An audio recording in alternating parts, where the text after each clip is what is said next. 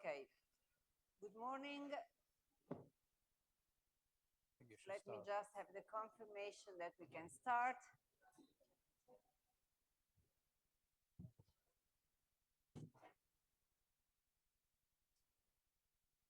Okay, ready to go. Perfect. Good morning again. Good morning, everybody.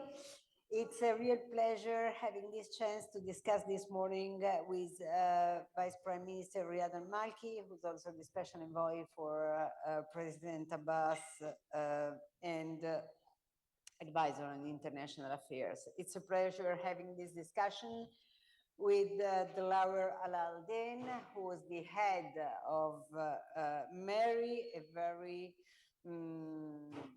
well-respected person in Middle Eastern region, and who's going to be my sparring partner in trying to make a sense out of what is happening right now, and especially what will happen in the future, because we're trying to focus on the future and to place our discussion on what will happen from now on. So, Mr. Malki, let's try to start imagining for a second, it's what we hope, but that the ceasefire takes place, okay? And so let's try to imagine and discuss what could happen in Gaza from that moment on, knowing that the disaster that has been occurring in the last year will be in some ways fixed. Impossible to speak about fixing a disaster of that proportion. But again, let's imagine that we can deal with Gaza from a political perspective.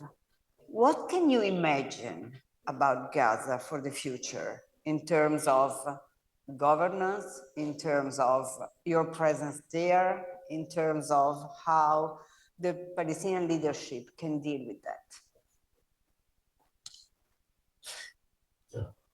Well, I hope that we can start with having a ceasefire, because, we have been trying to achieve a ceasefire for the last year unsuccessfully.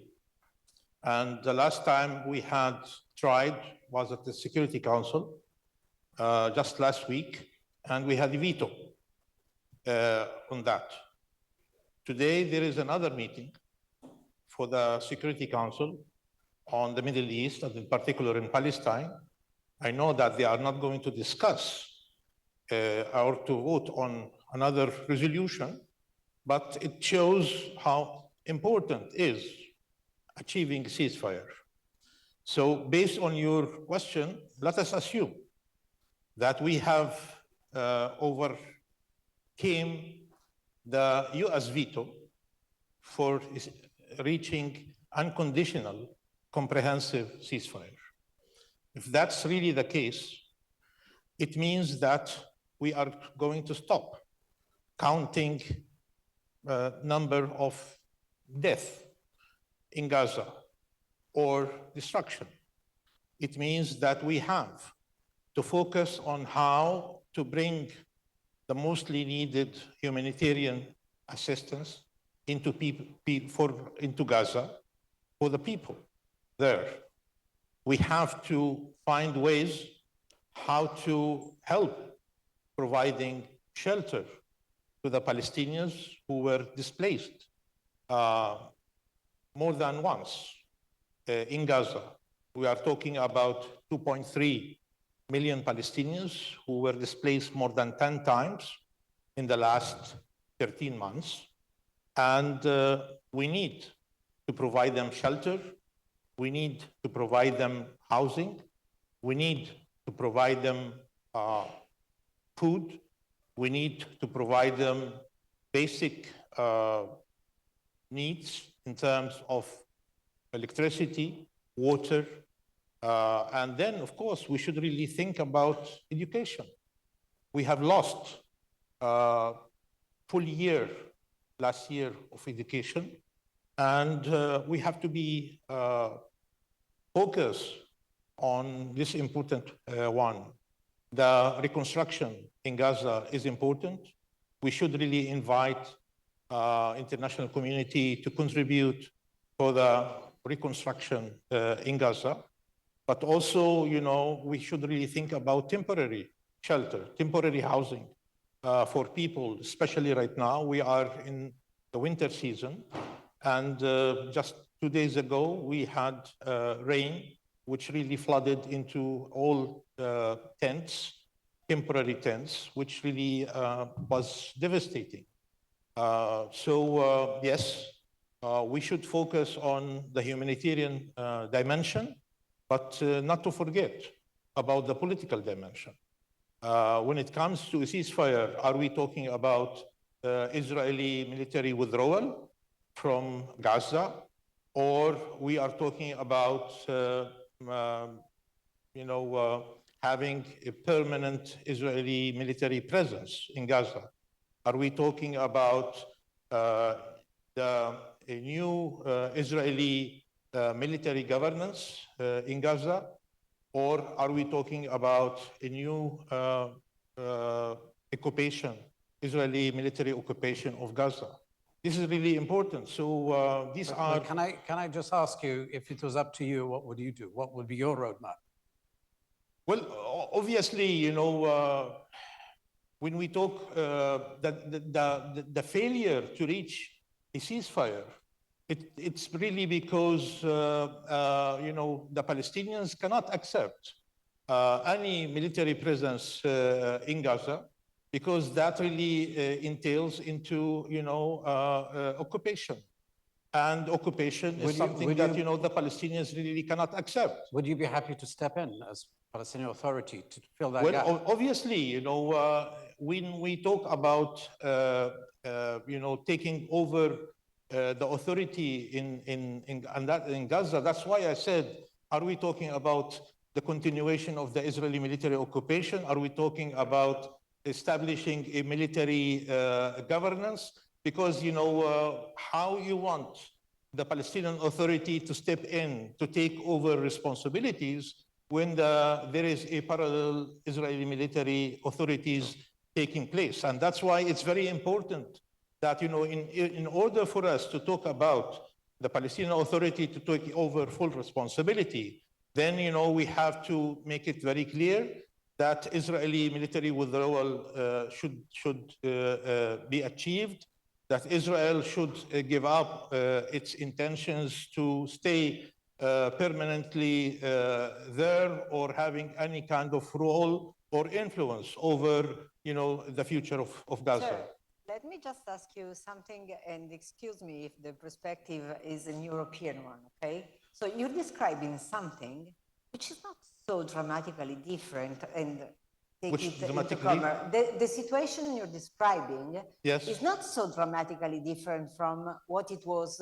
before October the 7th, meaning Israel was out of Gaza in some ways, and there was no authority inside. But at the same time, the Palestinian Authority was completely out of the picture.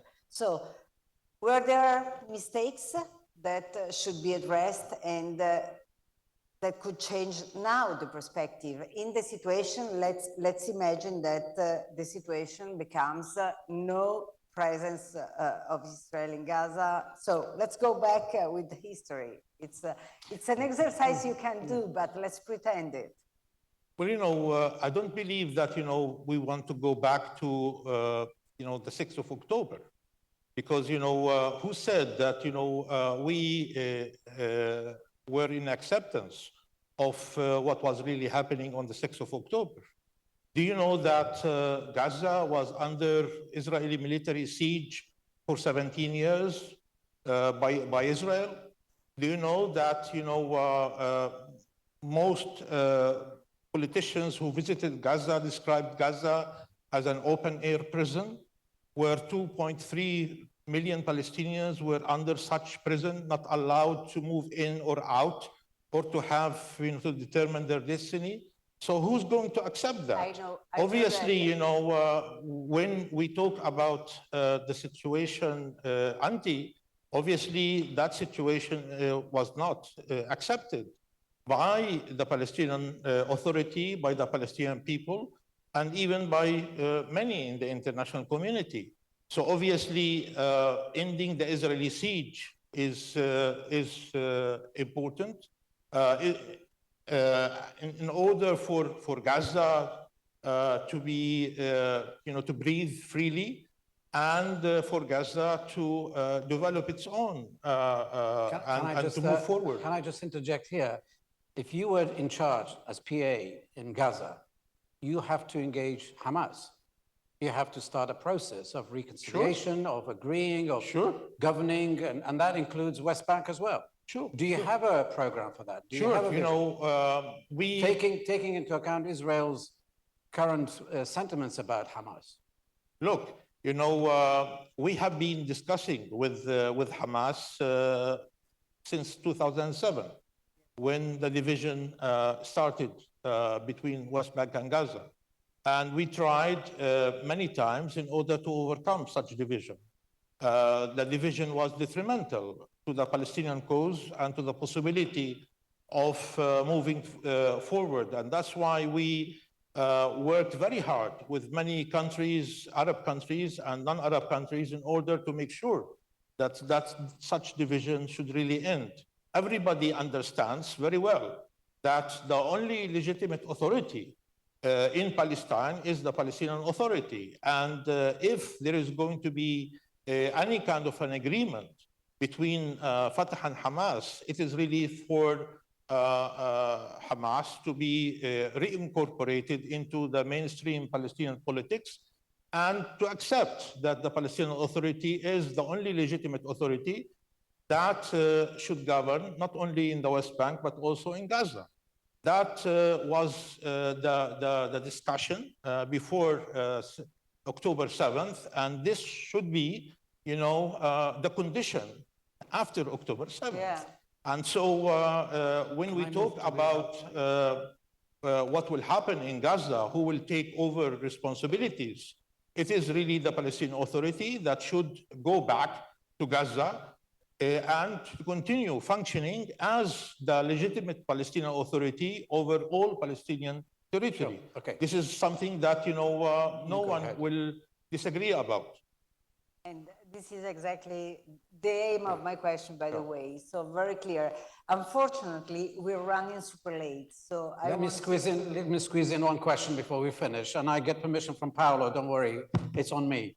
So tell me, Mr. Trump will start office 20th of January. Trump, number one, moved the capital, recognized Jerusalem as the capital, started the Abraham Accord and deal of the century, all pressure on you guys, then reduced aid to Palestine, isolated Palestine diplomatically. Biden came and reversed some of that, but not all of that. What do you expect about US-PA relations after January the 20th? What are you looking forward to? Well, look, we are not naive, in terms of what to expect from Trump administration. We dealt with Trump administration in his first term, by breaking all type of relations with him and with the administration. Now we are assessing, such policy. Is it really the right policy to undertake, or we have to really to wait in order really to see how the new administration will function and operate? There are many voices who are telling us that Trump 2 is not going to be exactly a replica of Trump 1. And that, Trump 2, has learned from his previous decisions. And right now, he feels empowered in order really to decide the way that he wants things to go. And that he doesn't need favors from anyone. He gives favors to everybody. And that's the issue. We have seen that what's being developed in Washington is not an administration per se, but, individuals who are picked based on their loyalty to number one. And at the end of the day, I'm not really worried about the names of such individuals because they are not such, the part of the decision making.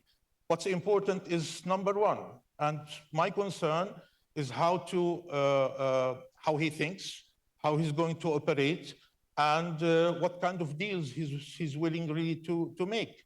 And if we can be able to reach out to him and to bleed, our case with him, and to see, how things will evolve, then, there is prospect. And that's why I'm not, thinking based on his first administration, cutting, funds, moving the embassy, etc., rather than I'm looking at a different Trump, different president who might surprise all of us in terms of what he might really do. And we are giving him such privilege in terms of waiting, assessing, trying to engage before we take a decision how we should really react to his policies and approaches. Thank you. Thank you You very nailed much, it. but we have the privilege of 5 minutes more. Oh, And good. so being Thank you, in, Paolo. being in Rome. I thought, Palestine deserves more than 10 minutes or 15 minutes, but I anyway. do think so.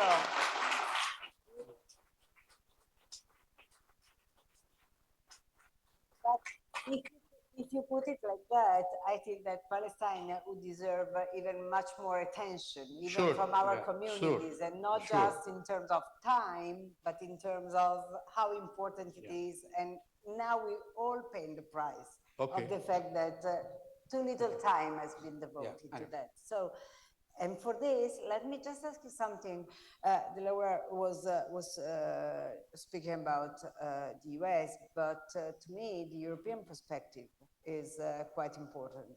So do you think that Europe can still play a role in some ways in what will be the future of Gaza and Palestine and in general, the political process of it? Do you have any hope, any? Look, we have to acknowledge, first of all, that European Union is a major, donor to the Palestinian people. And they have been forthcoming in providing support, financial support in terms of budgetary support to the Palestinian Authority, but also in terms of projects. And we have to acknowledge that.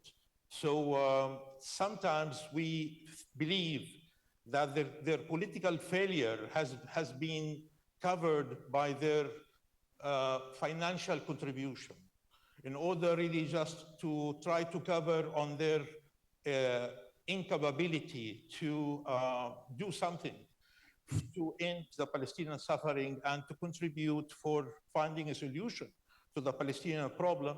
They go into providing financial support, which we do welcome. But obviously, if you ask me, what to expect, I will tell you, the European Union is divided, and the European Union will continue to be divided. That's the case. We have seen that decisions need unanimity, among the European members. And at least there are 1, 2, 3 countries who are there in order to prevent, to block any kind of decisions that the European Union wants to undertake. The frustration that we have seen in the different talks and interviews by Joseph Borrell was a reflection of such, limitations by the European Union to play a role. Despite the fact that, the European Union has tried to take different venues in order really just to also to be a contributor. The European Union knows for sure that Israel rejects any role that the European Union wants to play or could play in the Israeli-Palestinian conflict. That's for sure. It's a fact that Israel will never allow the European Union to play any role in any situation regarding Israel-Palestine. So as long as the European Union knows that, then the European Union tries to limit its contribution to something, more, general, superficial.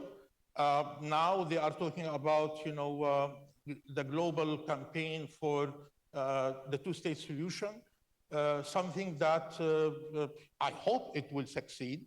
Yes, 90-something countries have participated, and on the 28th of this month, there will be a meeting in Brussels at a technical level for all these countries. But I don't see, that the European Union has the ability to contribute seriously. May I just on this one? Since the Venice Declaration, there is no role for the European Union to play, unfortunately. Well, to enable them to play a better role, and to help you, empower you, and have more aid coming your way, they do expect partnership. They expect you to develop your own inherent resolve, inherent strength on legitimacy, on governance, on management of resources, on unity, on all of those things that Palestine has not been able to deliver for the past 20 years. So how are you going to do that? Because a lot of those countries that do not help have this point to make. Look, their conditionality regarding all these issues that you have raised, it was really linked to their financial contribution, because they know for sure that they have limited political influence. So forget about political influence of the European Union. They are right now, and the agreement that they have reached with the Palestinian government is that, yes, the European Union will continue providing financial contribution to the Palestinian Authority, as long as the Palestinian Authority will continue implementing, reform plans. And are they? And the Palestinian Authority does that, not because the European Union has put it as a condition, because the Palestinian Authority wants to make sure that, they are working according to international standards in terms of governance, in terms of rule of law, in terms of accountability, in terms of planning, in terms of everything. This is really something that look, since day one, we tried to replicate the best international standards in terms of laws that we have really implemented. We became members to the most, conventions and agreements without any condition. Without any condition. We are the only country in the world that we became members to all conventions and agreements without putting any condition to such thing, in order really to show that we are so open, so willing, to be an example of the best governance, the best rule of law that one has really implemented in our region. As long as the occupation is there, as long as the occupation frustrates us from being able to implement what we want to do, as long as the Israelis really continue with their settlement policy, with their settlers' violence, with their annexation of the Palestinian land, as long as the Israelis continue their wars against Gaza, this is really number 4 or 5 war since the last 17 years, it is very clear that Israel is the one who is really trying to prevent the Palestinian Authority from being able to implement its vision of the type of governments that Palestine wants to have. Thank you. That's very Thank clear. you. You had on your ended. Unfortunately, we are really out of time. I know that you have a meeting and you're supposed to go, but it was a pleasure having you here, and especially thank you for what you're sharing with us, and our thoughts to your people and people in this moment suffering in Gaza. Thank you. Pleasure. Thank you. Huh?